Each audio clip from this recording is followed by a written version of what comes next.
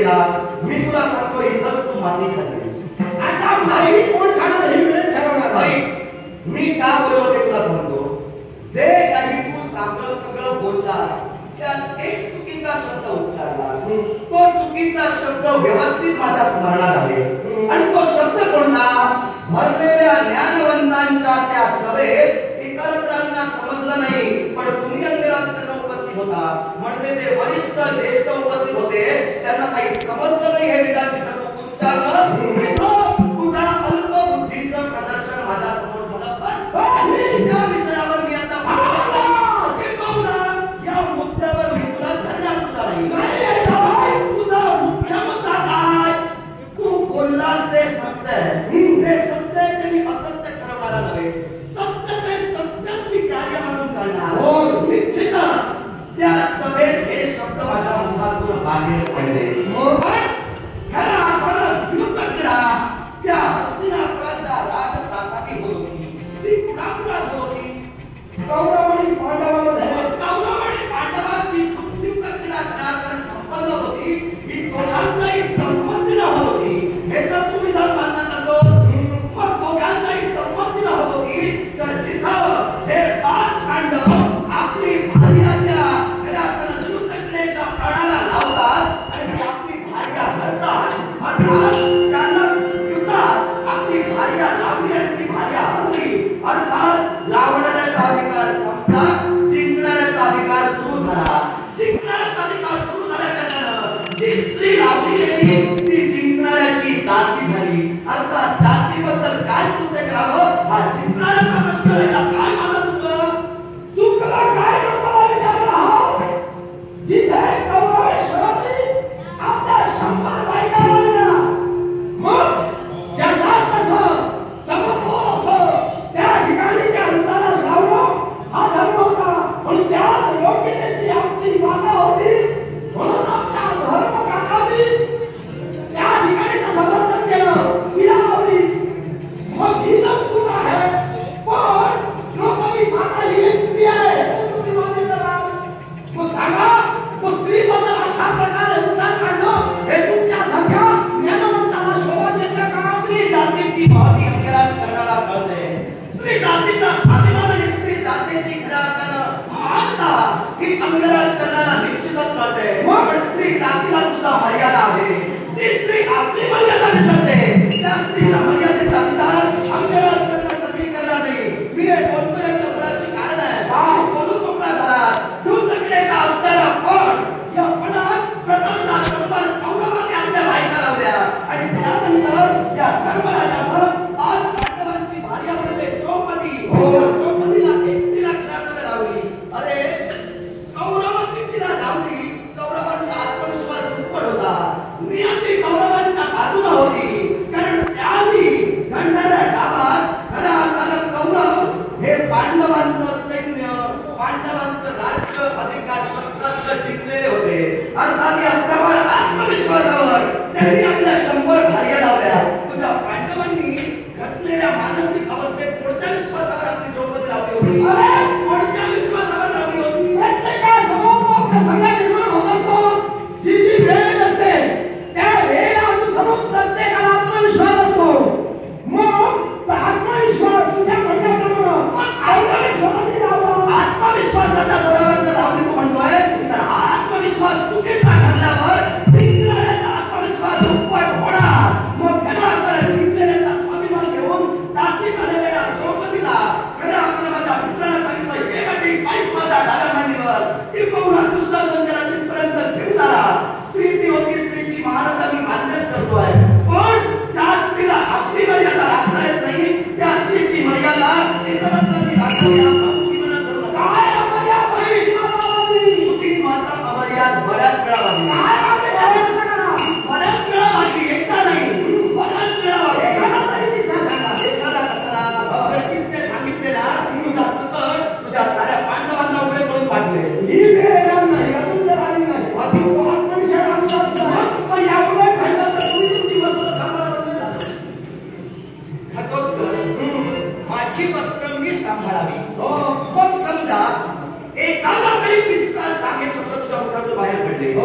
किस्सा मी सांगणार. तू मागत असते किस्सा ऐकल्यानंतर का म्हणू तू पुन्हा पुन्हा माझ्या मध्ये आरोपी घालतोय. माझी मला चुकीची असं शब्द माघारी घे. शब्द माघारी घेणारा मी नाही. ते सत्य आहे, ते सत्यच आहे. एखादा किस्सा सांगतो म्हटलं एखादे कशाला मी करीब कोणते उपस्थित करेन, पण माझ्या बाबतीत घडणारा प्रसंग सांगतो. द्रुपद राजकर्त्यांनी या द्रौपदीचा, या पांचालीचा, या याज्ञसेनीचा स्वयंवर आयोजित केला होता. स्वयंवराचा कोण होता? उकळत्या तेलात दृश्य पाहून वर फिरणाऱ्या मच्छाच्या नेत्राचा भेद जो कोण वीर करेल त्याच्याच कंठी ही याज्ञसेनी खऱ्या अर्थानं आपली वरमाला घालेल. मग ज्यावेळी देशोदेशीचे राजकर्ते, देशोदेशीचे नृपकुमार त्या स्वयंवर मंडपात उपस्थित झाले. अर्थात हा असणारा पण या पणाला अनुसरून माझ्या मित्रानं त्या द्रौपदीला जिंकण्यासाठी पुढे वाटचाल केली. 5 संधी होती, 5 वेळा बाण तो सोडू शकला असता, पण 4 बाण फुकट गेले. त्यावेळी मित्राच्या स्वाभिमानार्थ मित्राचा कैवार घेऊन 5वी शेवटची संधी, या संधीचं सोनं घेण्यासाठी मी पुढे गेलो असताना ही याज्ञसेनी भरलेल्या त्या साऱ्या पुरुषांच्या सभेत तिचा बाप उपस्थित होता. अष्टप्रधान मंडळ उपस्थित होतं. मुलीचं लग्न आहे ना, बाप मी म्हटलं काय सांगू. मग हे सर्वजण उपस्थित असताना एका स्त्रीची मर्यादा, वरिष्ठ असताना स्त्रीनं पूर्वाच्च शब्द उच्चारू नये. जर समजा स्त्रीकडे संधी दिली गेली तरच त्या स्त्रीला आपली बाजू मांडण्याची ज्येष्ठ व्यक्तींच्या घराघर सभेत संमती आहे. मग ज्यावेळी अंगराज कर्ण ही 5वी संधी, या संधीचं सोनं करण्यासाठी पुढे सरसावला, त्यावेळी सारेजण उपस्थित होते. एखाद्या अंगराज कर्णाला रोखण्याचा प्रयत्न केला नाही. मग अंगराज कर्णाला एकाही वरिष्ठानं जर रोखण्याचा प्रयत्न केला नाही तर ही याज्ञसेनी भरलेल्या त्या सभेत उठून उभी राहिली आणि खऱ्या अर्थानं चौकातून शब्द बाहेर पडले, मी सूतपुत्राला वरणार नाही. हे शब्द उच्चारून तिला हास्य केलं आणि माझा अपमान केला. मग स्त्रीनं आपली मर्यादा जिथं विसरली, जी स्त्री आपली मर्यादा विसरली त्या स्त्रीची मर्यादा त्या सभेत दूतकडे आम्ही का राखावी? काय चुकलं तिथं? काय बरोबर? सूतपुत्र म्हणाली, काय चुकलं तिथं?